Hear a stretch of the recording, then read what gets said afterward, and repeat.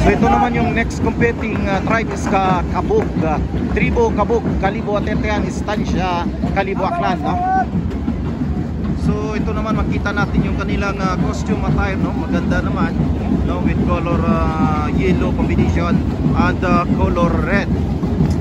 So marami din yung mga warriors nila. At siyempre usually makita natin yung kanilang mga warriors ay naka-position sa likuran, no? Usually yung kanilang mga warriors, yung mga kanilang band drummers ay nasa likuran na bahagi at yung kanilang warriors ay parating nasa unahan.